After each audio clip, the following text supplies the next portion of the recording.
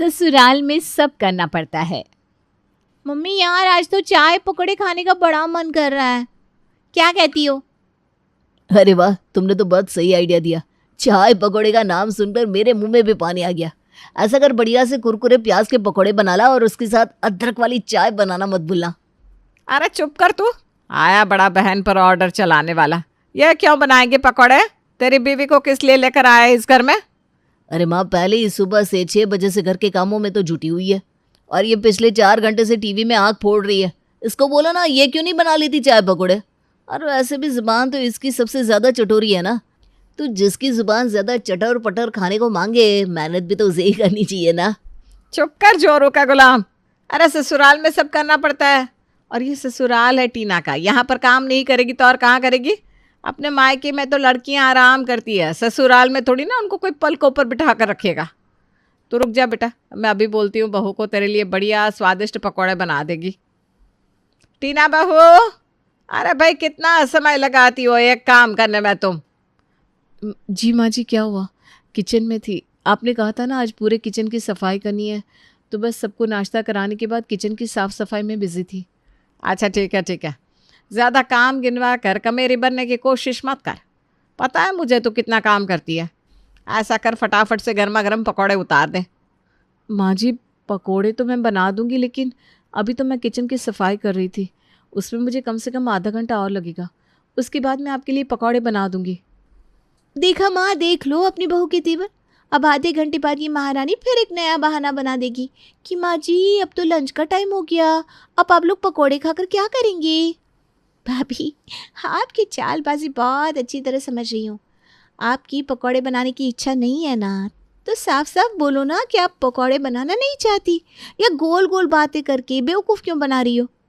नहीं दीदी, आप मुझे गलत समझ रही हैं। मैं गोल गोल बातें करके आपको बेवकूफ़ क्यों बनाऊंगी? अरे तो बेशर्म की तरह खड़े होकर यहाँ बहस क्यों कर रही है? क्या मिलेगा उससे? जाकर पहले गर्मा गर्म पकौड़े और चाय बना दे, उसके बाद कर लेना सफाई।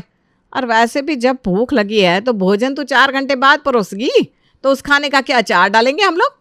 बेचारी का मन अब कर रहा है पकौड़े खाने का, और तो उसे ज्ञान दे रही है। ठीक है माँ जी, मैं जा रही हूँ। पहले पकौड़े ही बना देती हूँ, रसोई की सफाई बाद में कर लूँगी। देख ले, मुझे तो कभी कभी ऐसा लगता है कि तेरी बीवी ना थोड़ी सी मंद बुद्धि है। एक बार की कही हुई बात उसको समझ में नहीं आती। जब तक एक ही बात को 4 तरफ से घुमा फिरा कर ना कह दो, तब तक इसकी अकल में बात नहीं आती। अरे माँ, जाने भी दो ना। ऐसा लगता है आप तो राशन पानी लेकर इसके पीछे पड़ जाती हो। जा रही है ना वो बनाने के लिए, मना तो नहीं किया उसने? क्या ज़माना आ गया है। एक हमारा ज़माना था, घर के कामकाज और रसोई के बीच में आदमियों के बोलने का कोई मतलब ही नहीं होता था। और तुम्हारे बाबूजी को कभी पता भी नहीं होता था कि दिन के कितने घंटे हम रसोई में खाना बनाते हैं। हमारी सास नाक में नकेल डाल के रखती थी हमारे। अरे आजकल के बच्चे हैं, उनकी बीवी से 2 काम के लिए क्या कह दो, साहबजादे के तेवर बदल जाते हैं। माँ की जली कटी बातें सुनने के बाद दीपक उठकर अपने कमरे में चला जाता है। रहने दीजिए ना, आप क्यों ये सब कहकर माँ से भला बुरा सुनते हैं? देखो टीना, मैं कोशिश तो बहुत करता हूँ कि माँ की बातों को इग्नोर कर दूँ, लेकिन माँ की बातें मुझसे तो बर्दाश्त ही नहीं होती। अरे ये क्या तरीका है? घर में बहू आ गई है तो उसको पूरा दिन गधे की तरह काम में लगा कर रखो। बहू इंसान नहीं होती क्या? अब मुझे समझ में आ रहा है कि आखिर शादी के बाद लड़के क्यों अपनी घर गृहस्थी अलग बसा लेते हैं। ये माएँ सास बनने के बाद इतनी इमोशनलेस और सख्त कैसे हो जाती है, मुझे तो समझ में ही नहीं आता। छोड़ो ना, इन सब बातों के बीच में पड़ोगे तो अपना ही मूड खराब करोगे। ये तो सदियों से चली आ रही परंपरा है। वही माँ जो अपने बच्चों पर जान छिड़कती है ना, दूसरे घर से आई हुई लड़की के लिए इतनी निर्मम और पत्थर दिल हो जाती है कि बहू की सुख दुख तकलीफ उसे कुछ नज़र ही नहीं आता। सदियों से यही होता है और यही होता रहेगा, तभी तो ससुराल नाम से ही बदनाम है। दोपहर में सबको खाना खिलाने के बाद अभी टीना अपने कमरे में आई ही थी कि तभी सासू माँ की कड़वी सी आवाज़ उसके कान में पड़ती है। टीना, ऐ टीना बहू, पूरा दिन कम वक्त अपने कमरे में ही घुसी रहती है। 2 मिनट का मौका ना मिल जाए तो कूद कर महारानी अपने बिस्तर पर लेटी मिलेंगी। अरे भाई, आराम करने का इतना ही शौक था तो अपनी मम्मी से बोलती 2-4 साल तेरी शादी ना करती। अब तो शादी हो गई है ना बेटा, तो ससुराल में सब करना ही पड़ता है। दुनिया के 36 काम पड़े हुए हैं और तुम जाकर अपने कमरे में लेट गई। माँ जी, आपसे किसने कहा कि मैं अपने कमरे में लेटने गई थी? लेटी नहीं थी, कपड़े फोल्ड कर रही थी। ठीक है ठीक है, हर समय ना काम मत गिनवाया कर। अब घर के काम तू नहीं करेगी तो कोई और करने आएगा क्या? बताइए माँ जी, आप मुझे आवाज़ लगा रही थी, कुछ काम था क्या? हाँ भाई काम था, बिना काम के तो तुझे बुलाऊंगी नहीं। तू ये बता, तुझे बताया था ना मैंने कि 2 दिन के बाद रुचिका के ससुराल शगुन लेकर जाना है, तो तूने सारी तैयारी कर दी? माँ जी क्या बताऊँ, घर के काम ही नहीं ख़त्म हो पाए, मुझे टाइम ही नहीं मिल पा रहा है। और वैसे भी आपने बोला है ना कि पूरे 10 किलो गुजिया पापड़ी उतारनी है। इतना सामान अकेले बनाना तो वैसे भी बहुत मुश्किल है। आप ऐसा करिए ना, आज तो घर में सबकी छुट्टी है, मैं आटा गूँथ लेती हूँ, सब लोग मिलकर बना लेते हैं, काम भी फटाफट हो जाएगा और रुचिका दीदी के यहाँ शगुन भी समय से पहुँच जाएगा। ये लो महारानी मुझे ज्ञान बांट रही है। अरे सब समझ रही हूँ मैं, तुझे काम में हाथ न लगाना पड़ जाए इसलिए तेरी नज़र हर समय मेरे बच्चों पर लगी रहती है कि कब उनसे कैसे काम निकलवाए। अरे तुझे शर्म नहीं आती क्या? ऐसी हुआ करती है क्या बहू, जो अपना काम हर समय किसी और के सर पर डालने के लिए ढूंढती रहे? देख बहू, मैंने तुझे पहले भी समझाया है और आज फिर समझा देती हूँ, ससुराल में सब करना पड़ता है। यहाँ पर घर के बाहर के रिश्तेदारी के जितने काम दिखाई दे रहे हैं ना, वो सब तेरी ही जिम्मेदारी है। जितनी जल्दी तू इस बात को समझ लेगी उतना ही अच्छा होगा। यहाँ घर के काम निपटाने के लिए कोई भगवान विष्णु अवतार नहीं लेंगे, बहू को ही सब करना पड़ता है। ठीक है माँ जी, मैं घर के काम जल्दी निपटाने के बाद आज सब तैयार करने की कोशिश करती हूँ। महारानी, इतना लंबा लेक्चर सुना दिया मैंने, उसके बाद भी तेरी समझ में बस इतना ही आया कि तू कोशिश करेगी? कोशिश नहीं करनी है, आज ही सब बनाकर तैयार करना है। और वैसे भी ऐसा कौन सा लंबा चौड़ा काम है तेरे पास? 2 रोटी बनाने में पूरा दिन बिता देती है तू। इस तरह से काम करेगी तो चल पड़ी तेरी गृहस्थी। अरे बेटा थोड़ी फुर्ती लाओ, फुर्ती। आज के ज़माने में तो वैसे भी कोई काम नहीं है बहू के पास।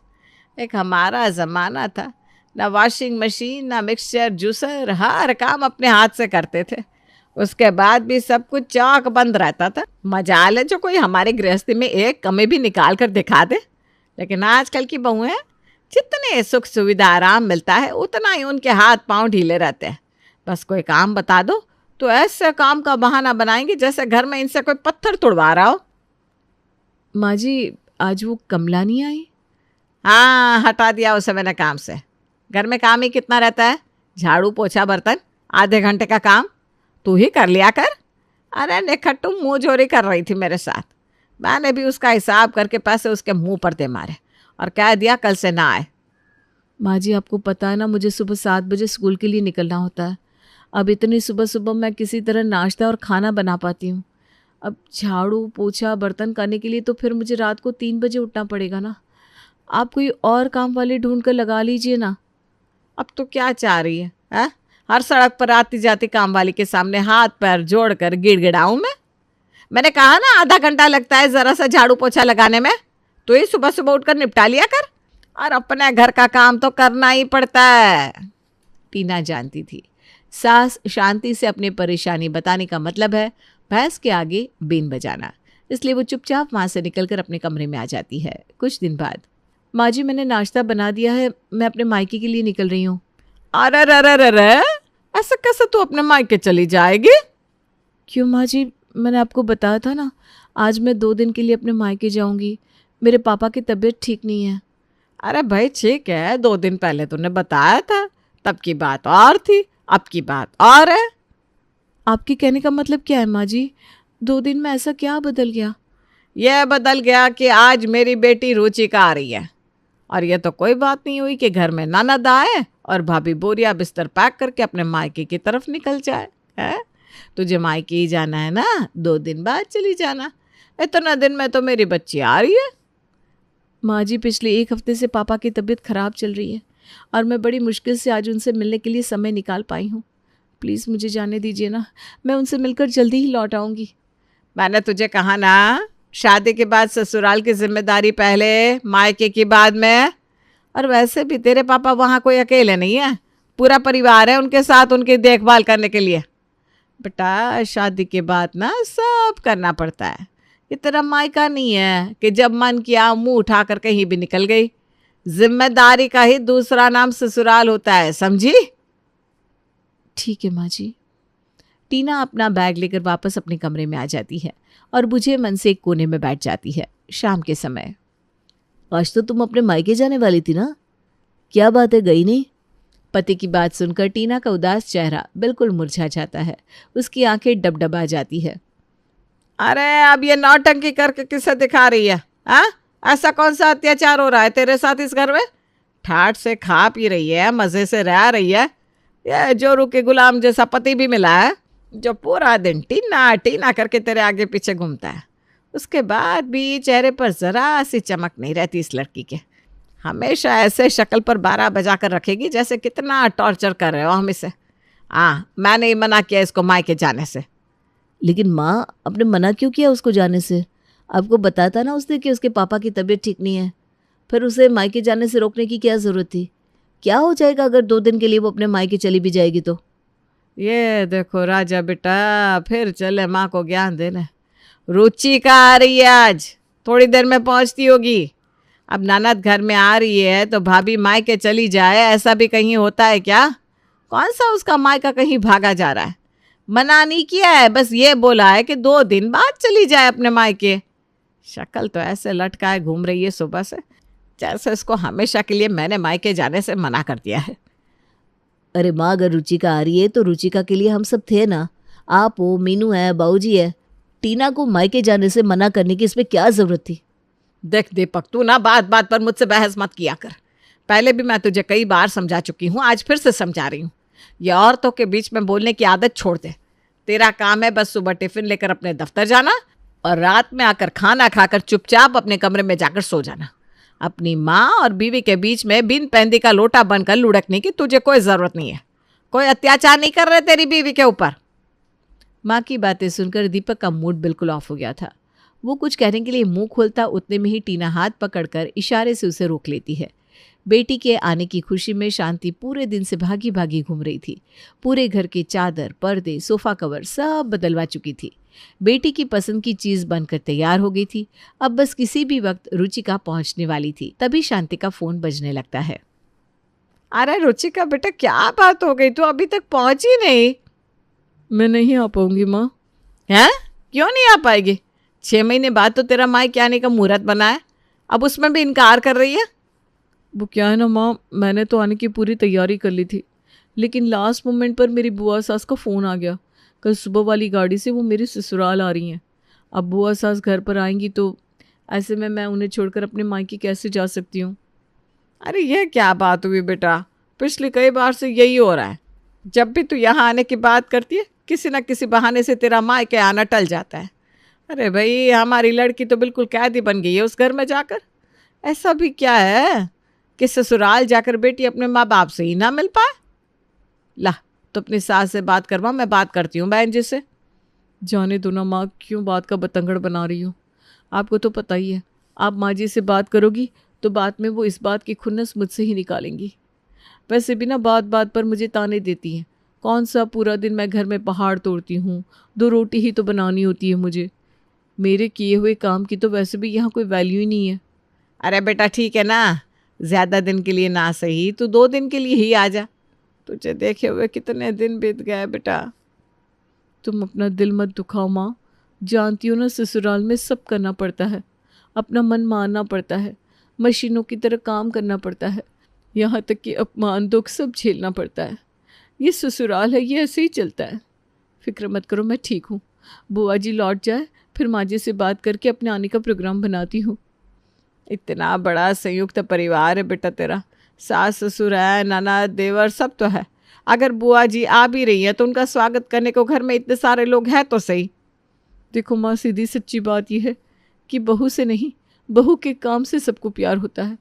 अब अगर मैं वहाँ आ जाऊँगी तो यहाँ काम कौन करेगा? बुआ जी की सेवा सत्कार करने के लिए मेहनत कौन करेगा? मैं रहूँगी तो पकवान बनेंगे, बुआ के पैरों की मालिश होगी। मेरे ना होने पर यह जिम्मेदारी संभालने वाला कोई नहीं है। ठीक है माँ, मैं फ़ोन रखती हूँ। क्या हुआ माँ, तुम्हारा चेहरा क्यों मुरझा गया? सब ठीक तो है ना? सब ठीक है तो नहीं, लेकिन अब सब ठीक होगा। तू टीना को तो बुला। टीना बहू, तू जाकर कपड़े बदल कर आ। दीपक अभी तुझे तेरे मायके छोड़ कर आएगा। मुझसे कोई गलती हो गई क्या माँ जी? आप ऐसा क्यों कह रही हो? अरे गलती तुझसे नहीं मुझसे हुई थी बेटा। जब तक बहू को सम्मान नहीं मिलेगा ये स्थिति कभी नहीं सुधरेगी। तू चली जा अपने पापा से मिलने। मुझे तुझे रोकना ही नहीं चाहिए था। रुचिका नहीं आ रही है इसीलिए कह रही हो ना? अगर अभी रुचिका आ रही होती तो माँ के सुर बदल गए होते। नहीं बेटा, गलती का एहसास हो गया है इसलिए ऐसा कह रही हूँ। जिस बेटी को ब्याह कर दूसरे घर भेज दिया उसके लिए तो हम ज़्यादा कुछ कर नहीं सकते, लेकिन एक बेटी जो ब्याह कर हमारे घर में आई है उसके जीवन को सुधारने के लिए तो कुछ कर ही सकते हैं ना। देर से ही सही, लेकिन शांति को ये बात समझ में आ गई थी कि ससुराल का मतलब सिर्फ बहू को प्रताड़ित करना नहीं होता। जो बर्ताव हम अपनी शादीशुदा बेटी के लिए चाहते हैं, अपने घर आई हुई बहू के साथ भी हमें वैसा ही बर्ताव करना चाहिए।